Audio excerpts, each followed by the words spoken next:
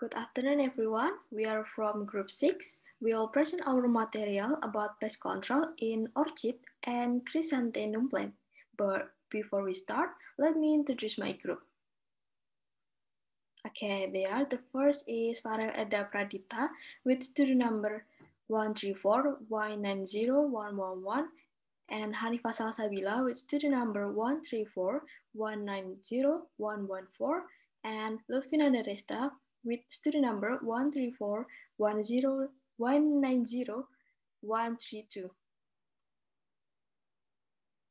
Okay, the first is orchid plant.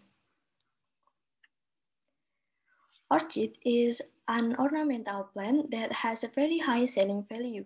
Orchids have their own characteristics because they have a unique flower shapes, size, color that varies, and the durability of the flower that can last for quite a long time.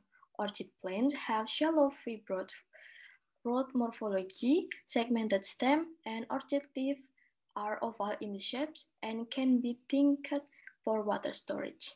Orchid flowers are arranged in compound emerging from elongated flower stalk emerging from the leaf axils. The shapes and color of the orchid flower vary due to difference in the habitat of the plant origins. The requirement for growing orchid vary, but all types of orchid require a constant flow of air.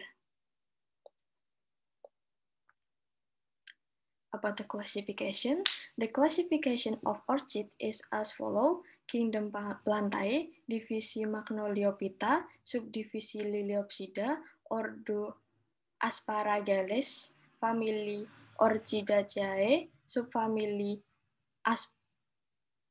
Potassiodiae, Encypripedioideae, Epidendroideae, Orchidoideae, and Vanilloideae.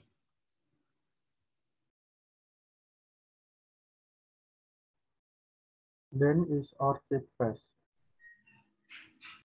The first is thrips or Ectomothrips smithi.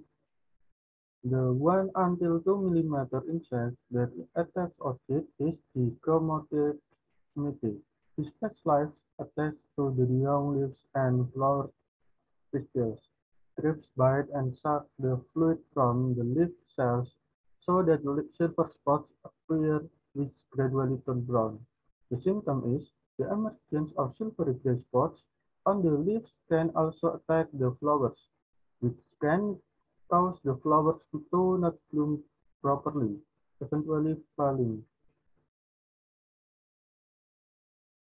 Then, how to control thrips? The first is mechanically. Affected plant parts are pruned and discarded, so the thrips do not move to another place. Second, use of insecticide. After trimming, spray with insecticide systemic. Third, set a good planting time.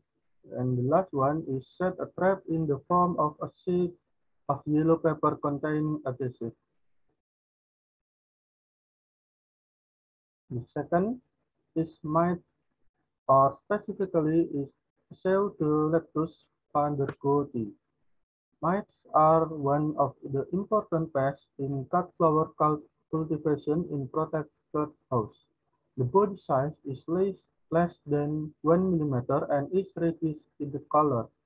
The pest population will grow rapidly in the dry season. The greenhouse conditions are less humid and the plant lack watering. Mites that attack orchids are Pseudoleptus vandergoodii. This animal is very small, which is about 0.2 mm. This pest attacks the leaves by sucking the cell fluid so that over time the leaves will wrinkle. Plants that are attacked by mites will look silvery yellow leaves and then fall. Then how to control the mites? The first one is use of healthy plant seeds. Then disinfect the mesher with 20% Lysol. Then application of fungicide to prevent soil pathogenic fungi. And the last one is eradicating wild sugar than left over the previous growing season. Next is elephant beetle. Elephant beetle or Orchidipilus arterimus, measuring 3 until 7 mm, black, and has a trunk like an elephant. This first attack from the larval stage to adulthood. The attack occurs mainly at the beginning of the rainy season. The elephant beetle hides at the base of the stem, leaf axils, or fruit during the day. Elephant beetle attacks can destroy the entire contents of the garden, so it is necessary to be careful if 3 elephant beetles are found in every 10 pots.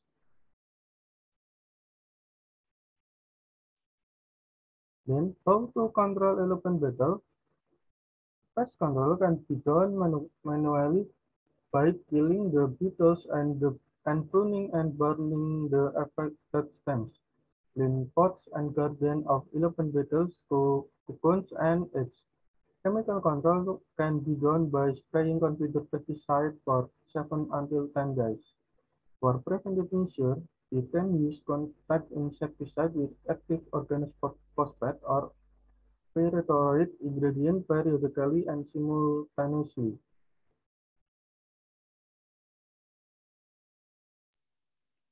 Next is chrysanthemum plant. Chrysanthemum is a short-day plant originating from the mainland of China. Chrysanthemum plants range in height from 30 until 200 centimeters.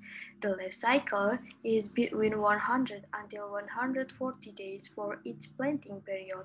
This plant is widely cultivated in Indonesia because of the attractiveness of its very varied flowers. Chrysanthemum plants have a fibrous root morphology, stem erect, have a soft structure, and are green. Chrysanthemum leaves are serrated at the edge and grow alternately on the stem of the plant. Chrysanthemum flowers are compound flowers with the flower edge forming a ribbon.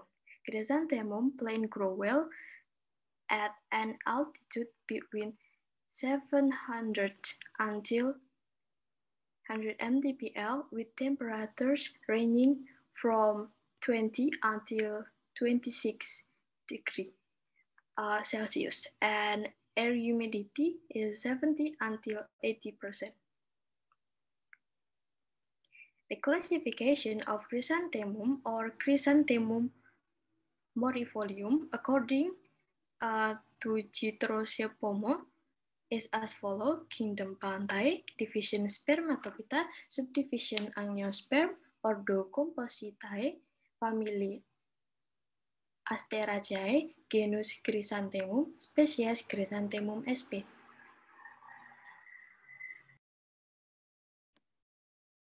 Okay, next is chrysanthemum pest. First is aphids. The chrysanthemum aphids or Macrosiponilea sunburni are shiny with no wax powdering and color dark red-brown to blackish brown. Aphids spread by piercing plant tissues and sucking plant sap. They prefer feeding on new growth in such areas as shoots, the underside of leaves, buds, and flowers. Infestation of the Macrosiponilea saburnii on chrysanthemums result in loss of vigor, yellowing, premature leaf fall, and stunt growth. In heavy infestations, the honeydew deposits secreted by the aphids favor the development of sooty molds, and the aphids can transmit viral disease. How to control aphids? First, applying a forceful spray of water to the plants every 2 days, especially to the underside of leaves. Second, using natural enemies by releasing coccinellid larvae. And then third, spraying with contact insecticide, insecticidal soap, and horticultural oil.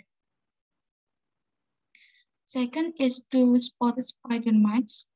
Tetranicus urtica are extremely small and can barely be seen without a magnifying lens.